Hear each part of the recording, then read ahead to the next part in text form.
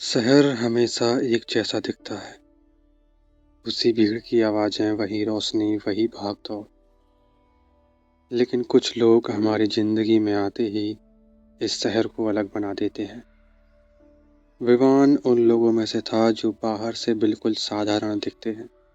शांत, संयमी, अपने ही दायरे में रहने वाला। पर उसके भीतर एक ऐसा संसार था जिसे किसी ने कभी ठीक से जाना ही नहीं। लोगों से बात करना, नए रिश्ते बनाना या अपनी खुशियों के बारे में खुलकर बोलना, ये सब उसके लिए जैसे किसी दूसरी दुनिया की चीजें थीं। मगर जिंदगी हमेशा चुप नहीं रहती। कभी कभी वो किसी ऐसे शख्स को भेज देती है जो हमारे भीतर छिपे हिस्से को आईने की तरह दिखा देता है। और ठीक ऐसा ही हुआ जिस दिन उसकी मुलाकात रिद्धिमा से हुई। विवान शहर की भीड़ से बचकर शांत पहाड़ी कस्बे रतनपुर में आया था। वह अपना काम रिमोट कर सकता था और उसे बस एक ऐसी जगह चाहिए थी जहाँ शोर कम हो और सोचने की जगह ज़्यादा। वह लोगों से दूर रहने वाला आदमी था। सफल था पर खुश नहीं। अंदर कहीं एक ऐसा हिस्सा था जो हमेशा सुन्न रहता, जैसे उसने बहुत पहले ही अपने कुछ हिस्सों को बंद कर दिया हो। एक शाम वह स्थानीय पुस्तकालय में किताब ढूंढ रहा था, फ्रॉइड का इंटरप्रिटेशन ऑफ ड्रीम्स, जब उसकी नज़र सामने खड़ी एक लड़की पर पड़ी। वह एक किताब पकड़कर उलझी सी मुस्कुरा रही थी। आप भी मन की बातें समझने में दिलचस्पी रखते हैं? उसने हल्के से पूछा। विवान चौंक गया, क्योंकि लोग अक्सर उससे बातचीत शुरू नहीं करते थे। उसका नाम रिद्धिमा था। स्कूल में साइकोलॉजी पढ़ाती थी। उसकी बातों में एक स्थिरता थी और उसकी उपस्थिति में एक अजीब सी गर्मी, जैसे वह लोगों की धड़कनों को छूकर ही बोलती हो। अगले कई दिनों तक उनकी मुलाकातें अनायास होती रहीं। कभी कैफे में, कभी पुस्तकालय में, कभी उस पुरानी लकड़ी की पुलिया पर जहाँ लोग शाम को हवाएं लेने आते थे। धीरे धीरे दोनों के बीच बातें खुलने लगीं। विवान साफ साफ बोलता था, मैं लोगों से दूरी रखता हूँ, रिश्ते मुझे भारी लगते हैं। रिद्धिमा हंसते हुए कहती, और भारी चीज़ें वहीं रहती हैं जहाँ हम उन्हें रख देते हैं, दिल में या दिमाग में। उसकी अपनी कहानी भी अजीब थी। वह सबके लिए मुस्कुराती थी पर खुद सो नहीं पाती थी। उसके सपने बहुत शोर करते थे, अधूरे रिश्तों का, छूटे हुए वादों का और एक ऐसी डर का जिसको वह कह नहीं पाती थी। विवान को अक्सर लगता, ये लड़की मुस्कुराती जरूर है लेकिन अंदर कहीं बहुत टूटती भी है। एक दिन बारिश थमने के बाद दोनों पुलिया पर बैठे थे। हवा में नमी थी, बादलों की गंध थी और नदी में उभरती हल्की धूप की चमक। विवान ने उससे पूछा, तुम हर चीज इतनी गहराई से क्यों महसूस करती हो?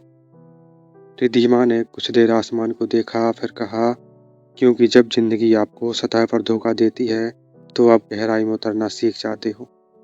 विवान उस वाक्य से हिल गया। उसने पहली बार किसी को देखा, सिर्फ चेहरा नहीं, पूरा इंसान। और उस पल उसे महसूस हुआ, वह उससे डरता नहीं, वह उसे समझता है। उनकी चुप्पियां भी बातों जितनी भारी हो गई। अगले कुछ हफ्तों में दोनों अक्सर साथ बैठते, अलग अलग काम करते हुए भी एक साझा सा सुकून बन गया था।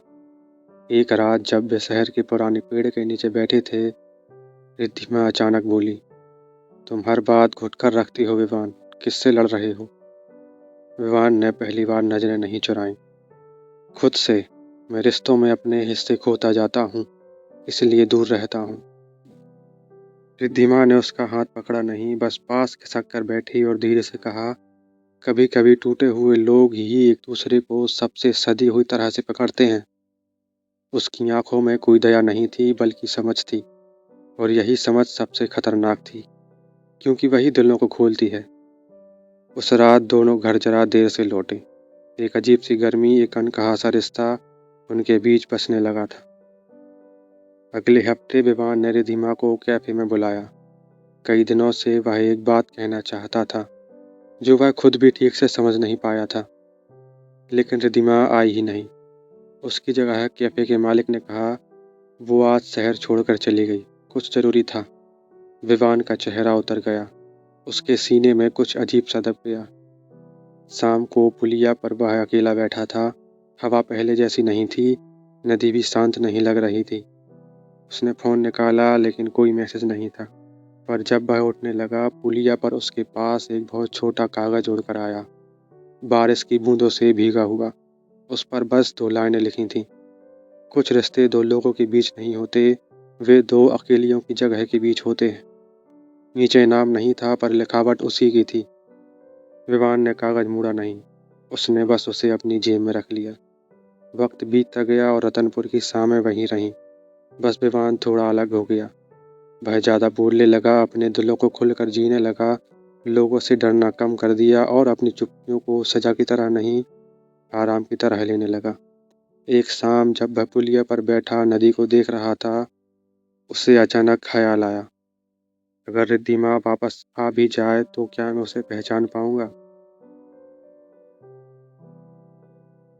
रिद्धिमा का आना, उसका बात करना, उसका मुस्कुराना, ये सब किसी और की मौजूदगी नहीं थी। ये विवान के भीतर की आवाज़ थी जो कह रही थी, तुम अभी भी महसूस कर सकती हो, अभी भी बदल सकती हो, अभी भी जी सकती हो। और उसका अचानक यूं ही चले जाना कोई विदाई नहीं थी, बस एक पुरानी गांठ का खुल जाना था। रिद्धिमा गई नहीं थी, वह बस अपने काम पूरे करके विवान के भीतर लौट गई थी, उसी जगह है जहाँ उसकी असली पहचान थी। विवान अब अकेला नहीं था, वह पूरा था, शायद पहली बार। विवान को बहुत देर बाद ये समझ आया कि रिश्ते हमेशा साथ रहने का वादा नहीं होते। कभी कभी वो हमें खुद से मिलाने आते हैं। लोग कहते हैं कि रिद्धिमा चली गई, पर सच ये है कि रिद्धिमा कोई और नहीं थी, बल्कि विवान का ही एक हिस्सा थी। वह हिस्सा जो उसे हौसला देता था, जो उसके डर पर हाथ रखकर कहता था, तुम ठीक हो, तुम काफ़ी हो। उसके जाने के बाद विवान टूटा नहीं, बल्कि जैसे अंदर कुछ खुल गया हो। वो हिस्सा जो इतने सालों से दबा हुआ था, वो अचानक सांस लेने लगा। और शायद हम सब अपनी ज़िंदगी में कभी न कभी विवान की तरह हो जाते हैं, भीतर से टूटे, बाहर से चुप और अपनी ही भावनाओं का बोझ उठाते हुए। लेकिन ज़िंदगी हमेशा किसी रिद्धिमा को भेज देती है, कोई इंसान, कोई घटना या कोई याद, जो हमें हमारे ही खोए हुए हिस्से से मिलवा देती है। विवान की कहानी का अंत यहाँ नहीं है, क्योंकि ऐसे लोग जो अपने भीतर से एक बार जाग जाते हैं, उनकी कहानियाँ कभी सचमुच खत्म नहीं होती। वे बस नए अध्याय की शुरुआत बन जाती हैं।